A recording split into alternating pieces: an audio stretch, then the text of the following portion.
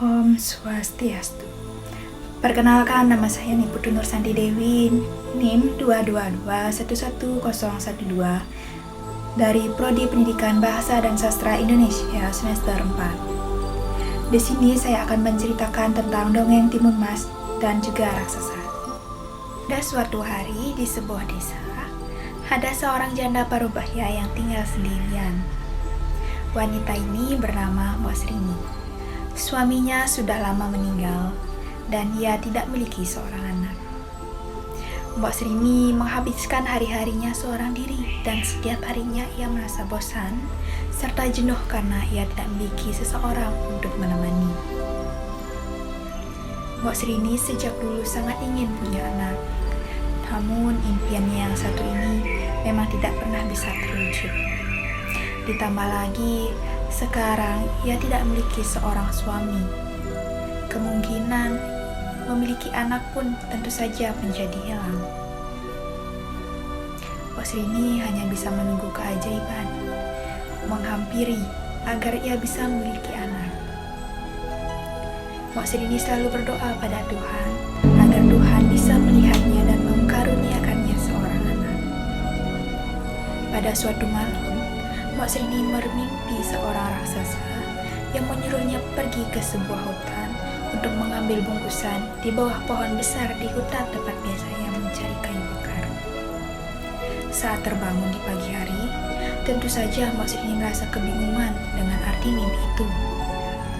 Dengan berbagai keraguan dan rasa penasaran di benaknya, Mbak Srini tetap berjalan ke hutan dan mengikuti perasaannya itu. Setibanya ia di hutan, ia langsung mencari bungkusan yang berada di bawah pohon besar seperti ada di dalam mimpinya. Sebenarnya, Mbak Srini berharap bungkusan yang ia temukan itu berisi bayi, tetapi justru ia temukan hanyalah sebutir biji timun. Hatinya pun merasa sedih. Tiba-tiba ada seorang raksasa yang menghampiri sambil tertawa terbahak-bahak. "Apa maksudmu memberikanku sebutir biji timun?" tanya Mbak Srini seraya berteriak tetapi tetap menahan emosi. Saat Mbak Srini memperhatikan, ternyata raksasa itulah yang semalam menghampirinya di dalam mimpi. Mbak Srini pun merasa ketakutan. Ia merasa raksasa itu akan memakannya. Mbak Srini pun memohon agar raksasa itu merasa iba dan membiarkannya tetap hidup. "Tenang, jangan takut. Aku tidak akan memakanmu, wanita tua," ucap raksasa itu. Ternyata raksasa ini meminta Mbak Srini menanam biji timun yang ia berikan. Katanya ia akan menghadiahi seorang anak perempuan jika ia menanamnya. Namun saat anak itu sudah dewasa, Mbak Srini harus memberikan anak itu kembali pada raksasa untuk dimakannya. Karena begitu bahagia, Mbak Srini pun menyetujui perjanjian itu. Saat sampai di rumah, Mbak Srini langsung menanam biji timun itu di ladang dekat rumahnya.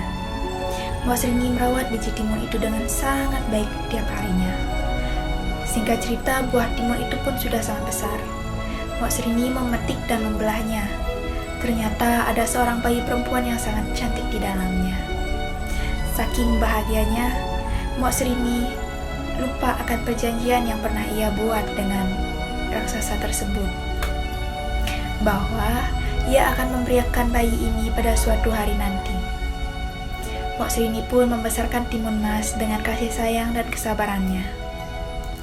Timun Mas tumbuh menjadi seorang perempuan yang cantik, baik serta cerdas.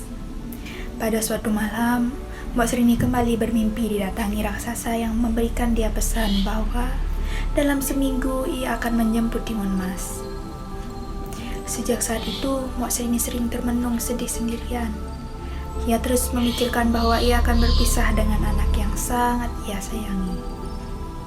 Terkadang, air mata jatuh ke pipinya tanpa ia sadari. Timun Mas pun sering memperhatikan ibunya yang sedih, lalu bertanya pada Mbak Srini, "Ibu, kenapa akhir-akhir ini ibu sering sekali menangis?" Awalnya Mbak Srini pun tidak ingin bercerita, tapi karena terus didesak, akhirnya Mbak Srini pun bercerita tentang kisah asli kelahiran Timun Mas. Mbok Srini juga menceritakan bahwa ia harus mengembalikan timun mas ke raksasa itu. Sebelum raksasa itu kembali untuk mengambil timun mas, Mbok Srini meminta agar timun mas berpura-pura sakit, sehingga raksasa itu tidak jadi memakannya. Beruntung saja cara yang ia lakukan berhasil untuk mengulur waktu.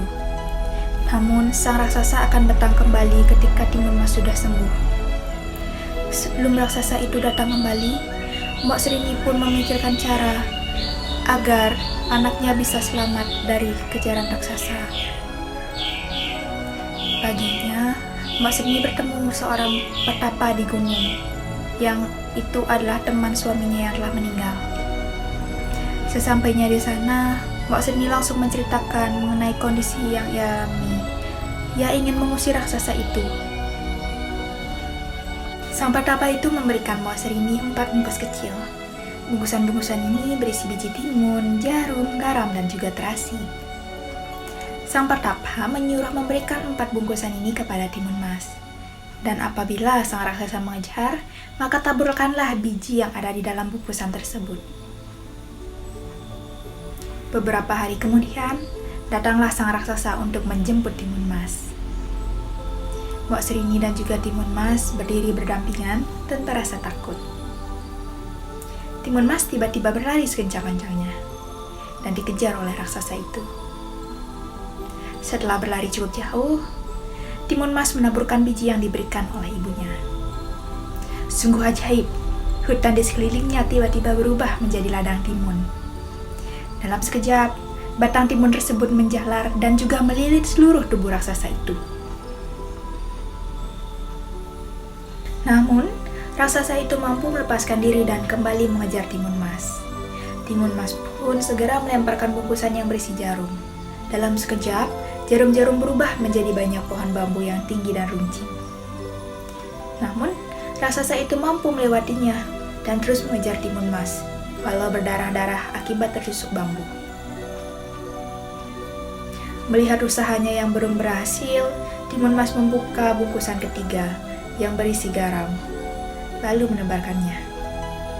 Seketika itu pula, hutan yang telah dilewatinya tiba-tiba berubah menjadi lautan yang luas dan dalam.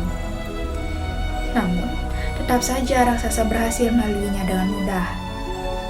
Timun mas pun merasa cemas karena senjatanya hanya tersisa 1.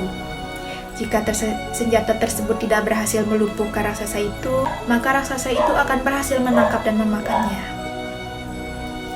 Dengan harapan untuk selamat yang sangat besar, timun mas pun melemparkan bungkusan terakhir yang berisi terasi. Seketika saja, tempat jatuhnya terasi itu tiba-tiba berubah menjadi lautan lumpur yang mendidih. Raksasa itu pun terkalahkan karena tercebur ke dalam lautan lumpur, dan ia tewas dengan sangat cepat. Melihat itu, timun mas langsung berlari menuju ke rumahnya untuk bertemu dengan ibu. Melihat anaknya yang selamat, Mbok Srini pun langsung berucap syukur kepada Tuhan. Dan sejak saat itu, Mbok Srini dan timun mas pun hidup berbahagia. Cerita tamat. Terima kasih.